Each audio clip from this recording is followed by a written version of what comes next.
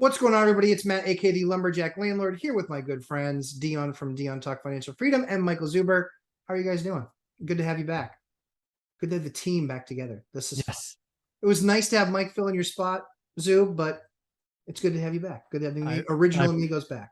I appreciate that. So what I wanted to talk about in this video was home buyer versus investment home buyer. Because I think that there are some things that carry over, but there are many things that don't carry over whatsoever, that don't make any Philippines difference.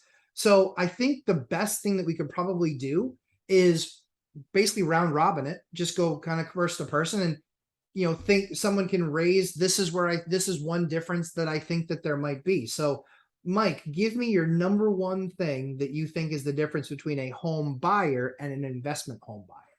Yeah, I don't do a very good job of talking about my first time home buying experience because we've only done one, right? I'm 50 years old now.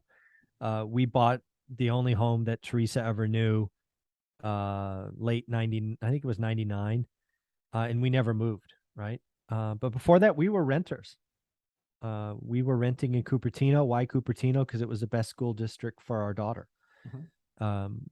We did have our buy box, right? There was a couple of school systems that we were willing to move to, and we spent a couple of years. So the number one for me is I spend a lot of time talking about learning average and then only doing great deals.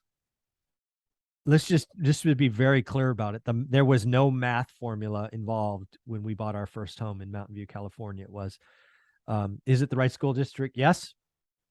And, are we going to get a yes answer from the bank? We didn't do a yield calculation or anything else.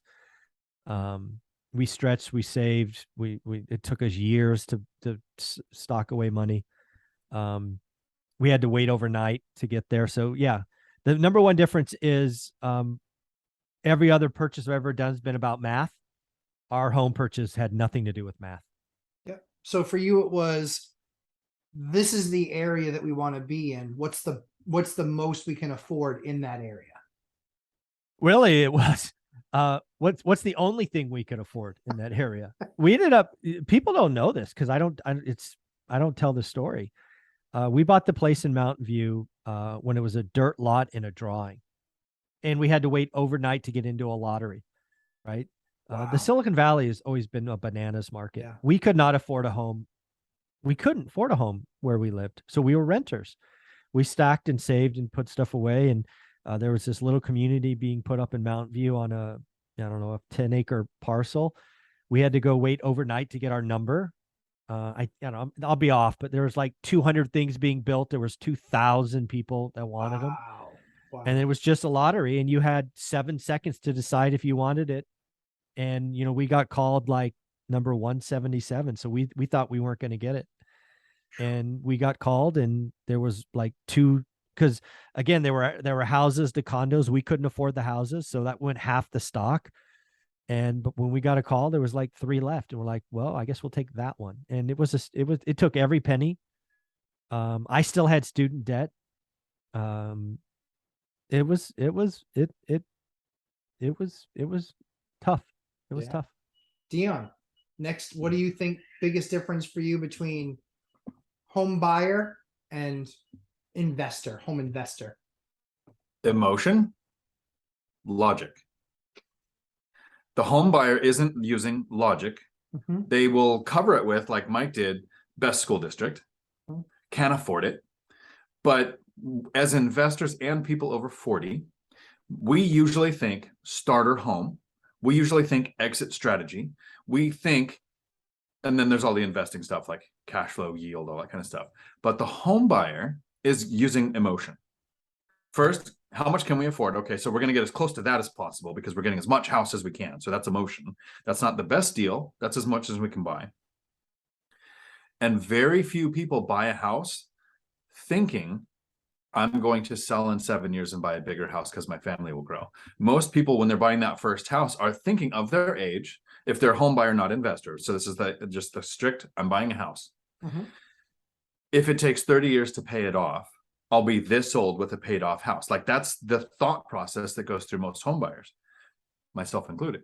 My first house I bought around 2000 before, 11 years before deciding to even become an investor. And it was white picket fence. How much can I buy? Wrap the closing costs into it. Can I afford the payment? Nothing with exit strategy. What would I do with equity? What am I going to do if I go through a divorce? Like none of that happened with the buying of the house. It was That's all never gonna emotion. happen.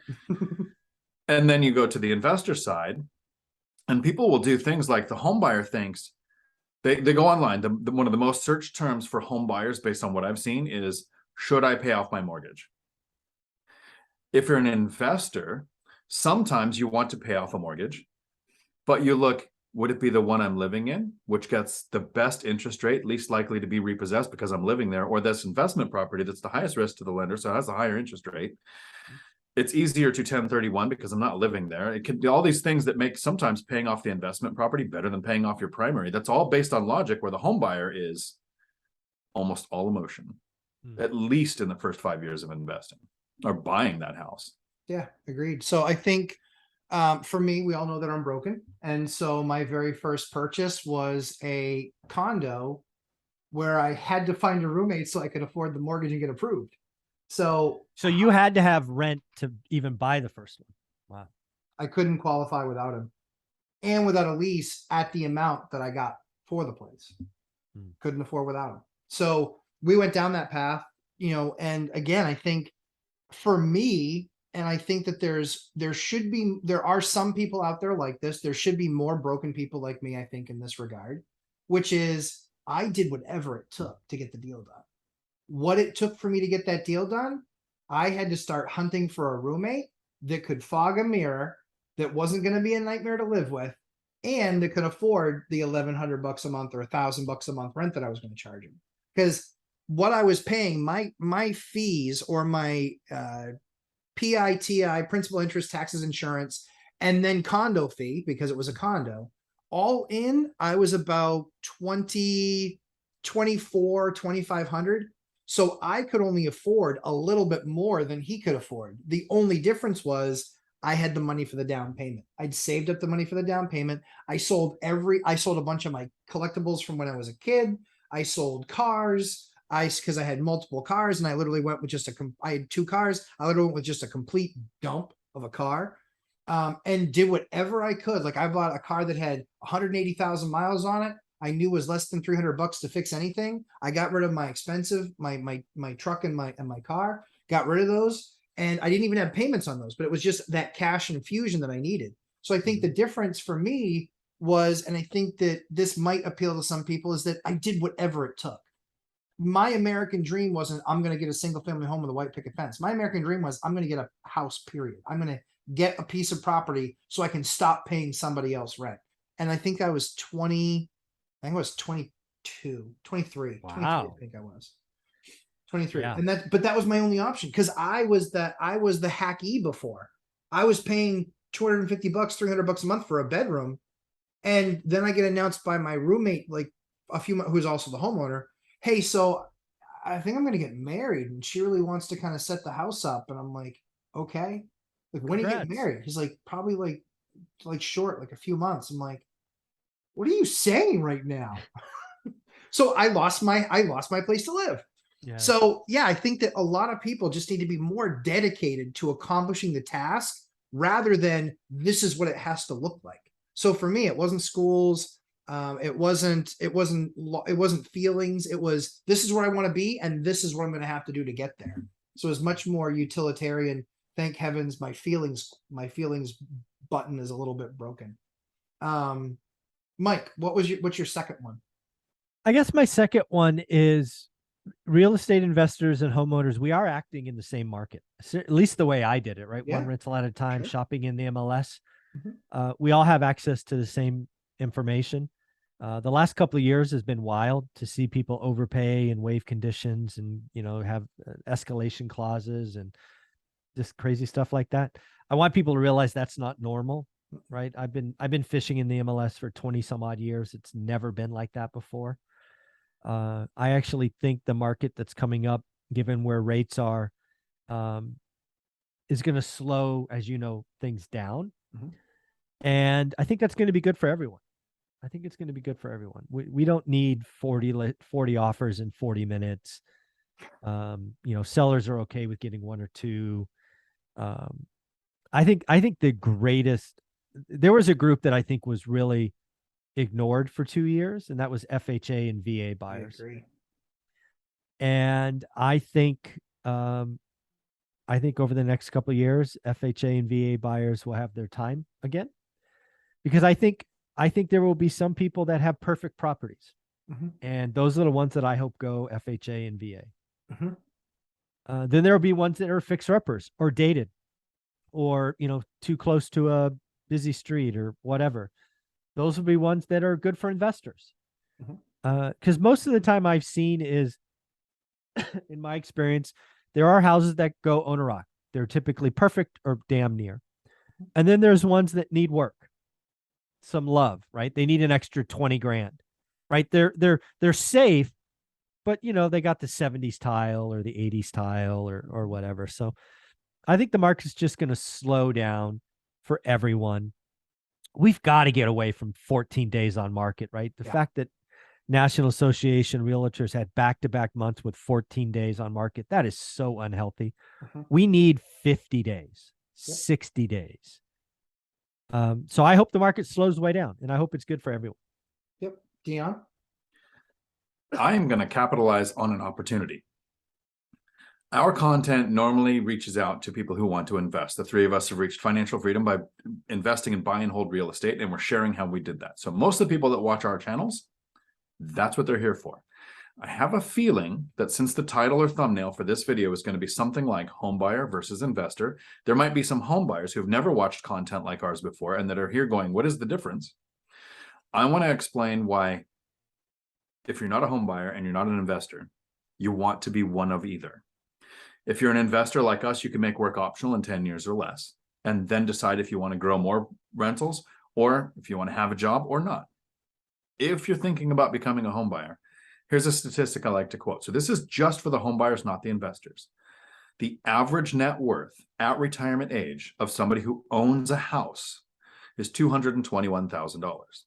And I think it would be a strong argument to say if you own a house and you retire with $221,000 in net worth, and if you were not to own a house and rent and you were like, half of that, you might want to own a house, right? Well, here's the difference. A person who rents their life and doesn't own the house retires with a net worth, and on average, of $6,000. 221, I think it's like $6,800, but it's like around 6,000. That's how big the difference is.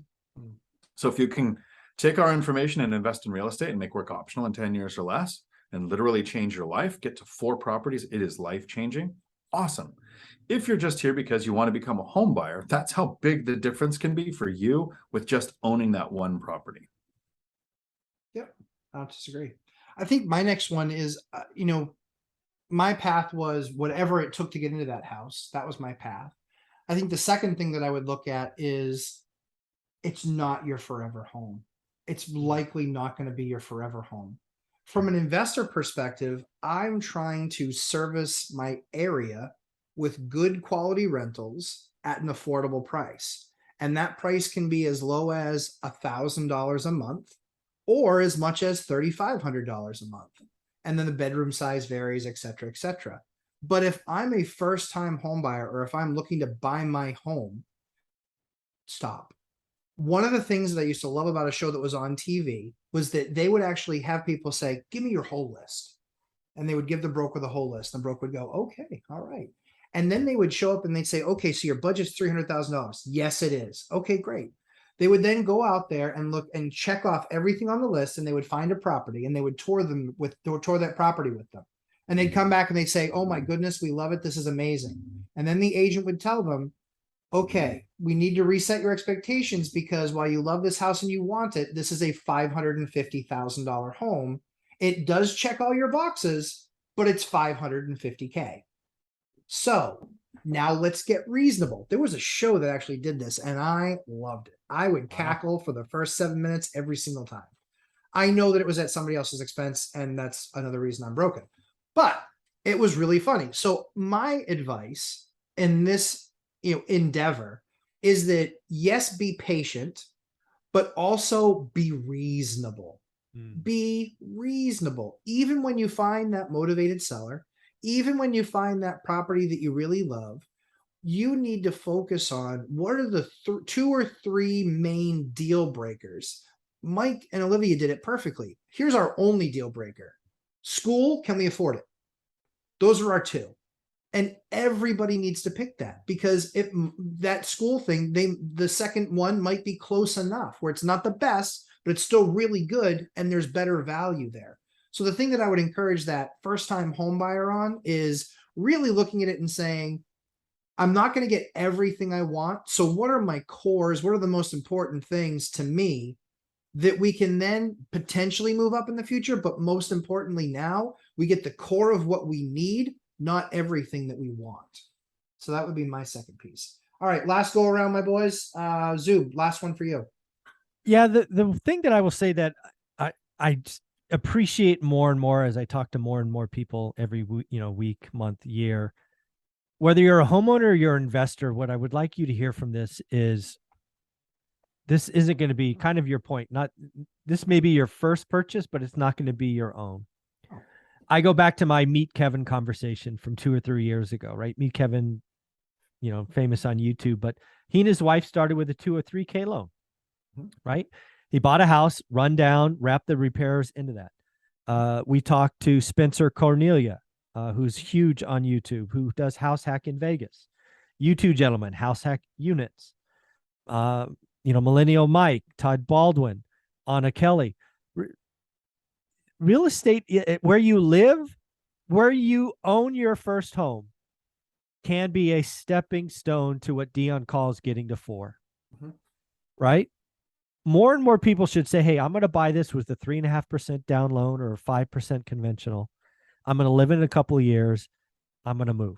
I'm going to do a 2 or 3K loan. Because again, I think the market is going to slow down. Yeah. I think real estate will be more expensive in a decade. Right? It's just kind of how inflation works. And very few people are like Olivia and I, right? We bought in 1999. It's now 23 years later. We've never moved. Almost nobody does that. Sure. And we will probably own this place until, we're both dead and gone. It's just, we're not normal in that way, but that allowed us to build what we have. So I just think people need to realize that home ownership, using that low down fixed rate debt, never get variable rate debt. I'm a huge anti-ARM guy. It really can set you up. And Dion's goal of getting to 4, what's better than making your first home via a 2 or 3K loan that then becomes a rental, and you just do it again and again and again. And if you got to live below your means to save 5%, or you got to get a second job, or you got to work 7 days a week, good. I did too, right? To get that first home, I had to work 7 days a week, 2 different jobs, for years. It's hard sometimes. So, I mean, I get it, I guess. Yeah. Hard, but worth it. Dion, thoughts? So it's pretty easy to look at a rental and call it an asset. It might be an asset that's losing money if you bought wrong. Yeah. It might be an asset that's making money, but we can easily identify you purchased a rental because it's an asset. But a house where you live, that home buyer, it's Schrodinger's asset. It exists in both states, and you don't know which one it is until you look deeper, until you open the box and see the cat. My brother owned a house, paid it off. Most people would not call that an asset because it's not producing income. But he took out a home equity line of credit on it and bought a rental. Paid it off, rinsed and repeat till he got to 10, paid off, and then retired at 50. His house was an asset because he was using it like a tool. If you buy a house, it's not an asset unless it's generating income. You can think, I could sell it for a profit in the future. I could tap the equity in the future. If you're not doing it now, it's costing you money every month. So to piggyback on Mike, if you can figure out a form of house hacking and you're that home buyer and you can buy a fourplex or a triplex or a duplex or a single family with an FHA loan where it's 3.5% down no matter which one you buy, live there for a year. Yes, life isn't perfect for that year.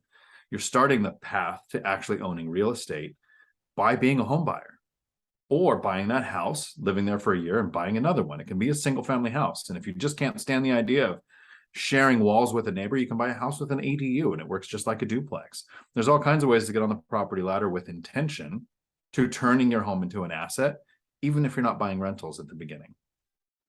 100% agree with that. And I think, again, the last thing that I would say is that largely investors aren't patient. They aren't patient, largely speaking. It's like, hey, I've been doing this work for 6 months or for a year. I still haven't done anything. And then all of a sudden they give up the ghost and they do a deal that was pretty good. They thought was pretty good, but then they kind of ignored some things and kind of still did a deal. And I would just encourage everybody to be patient. This is one thing that should be shared between home buyers and investors. Be patient. If you're looking for that house as an investor, make sure it meets the, great category. If you're doing it as a home buyer, make sure that you get some of those things on your list and that you're not just buying for the sake of buying. It's like, well, it really wasn't anything I wanted, but I had to buy a house. I've literally heard that.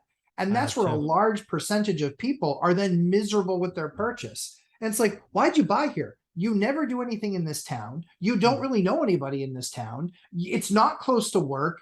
Well, yeah, but we really needed to buy a house. No, you didn't.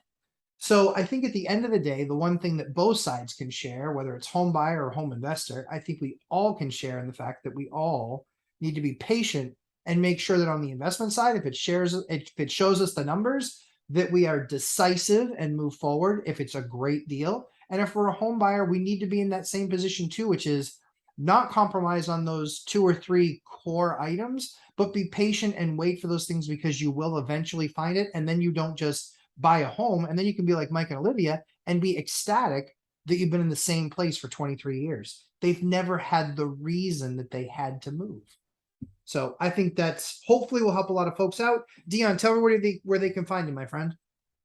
Right here on YouTube, Dion Talk Financial Freedom. I do my live streams Tuesday afternoons, 4 p.m. They generally last as long as the questions do, but I think I'm going to be turning that into an hour and a half. Chickening out in your retirement. Getting lazy. Unbelievable. Time freedom is winning out. Sounds awesome. Mike, tell me where they can find you, my friend. One rental at a time, and I'm even more of a chicken. I go for 1 hour on Saturday at 8 a.m.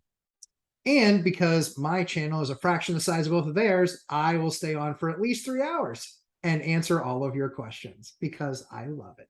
But Lumberjack Landlord live stream Sundays, 11:30 a.m. Eastern time on Sundays. And we want to be there to answer all your questions. And so we certainly will do that. And there's been some amazing questions the last couple of weeks. People have really brought the heat, which I love. And if I don't know, I'll just tell you I don't know. So guys, thanks so much. We'll see you in episode number 3. Ciao.